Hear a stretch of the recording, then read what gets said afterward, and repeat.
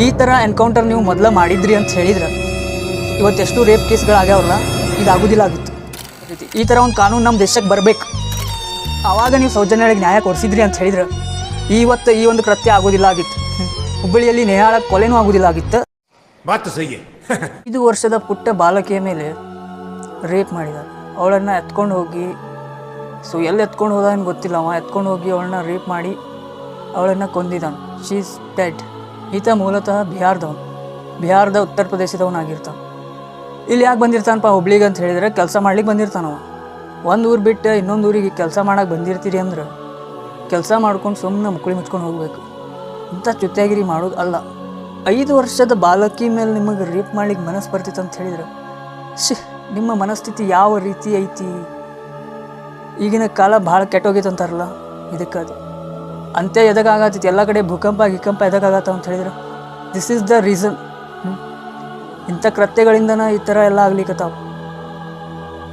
So ನಾ guys ಏನು ಹೇಳ್ತೇನೆ ಅಂತ ಹೇಳಿದ್ರೆ, ಉತ್ತರ ಪ್ರದೇಶದ ಬಿಹಾರದವನಾದ ರಿತೇಶ್ ಕುಮಾರ್ ಈತನನ್ನು ಪೊಲೀಸ್ ಬಂಧಿಸಿರ್ತಾರೆ. ಕರ್ಕೊಂಡು ಹೋಗುವಾಗ ಏನಂತ ಹೇಳಿ ಇವನಿಗೆ ಪ್ರೊಟೆಕ್ಷನ್ನು ಕೊಟ್ಟಿರ್ತಾರೆ.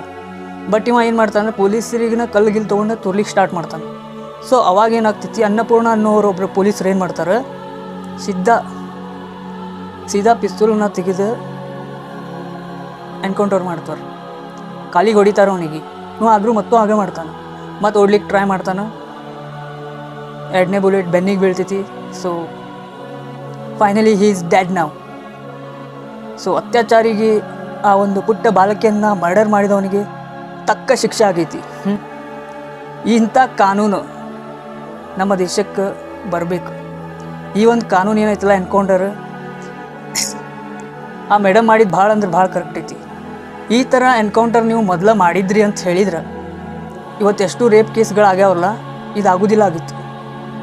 ಆವಾಗನೇ ಫುಲ್ ಸ್ಟಾಪ್ ಬೀಳ್ತಿತ್ತು. ಸೊ ನಮ್ಮ ಕಾನೂನು ಇನ್ನೂ ಅಲ್ಲೇ ಐತಿ. ಆ ಮೇಡಮ್ ಓಡಾಕ ಕುಂತಾನಂತ ಹೇಳಿ ಹೊಡೆದಾರ. ಸೊ ಅವ್ನು ತಪ್ಪು ಮಾಡೋಣ ಅಂತೇಳಿ ಹೊಡೆದಿಲ್ಲ ಅವರು.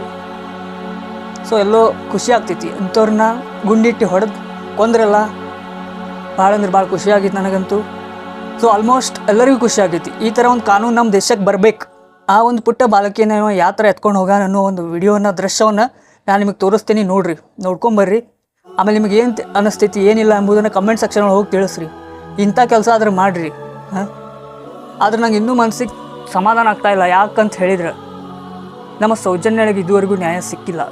ಈ ಒಂದು ಕೊರಗು ಏನಂತ ಹೇಳಿದ್ರೆ ಭಾಳ ಅಂದ್ರೆ ಭಾಳ ಕಾಡಾತೈತಿ. ಸೌಜನ್ಯಗಳಿಗೆ ನ್ಯಾಯ ಯಾವಾಗ ಸಿಕ್ತೈತಿ?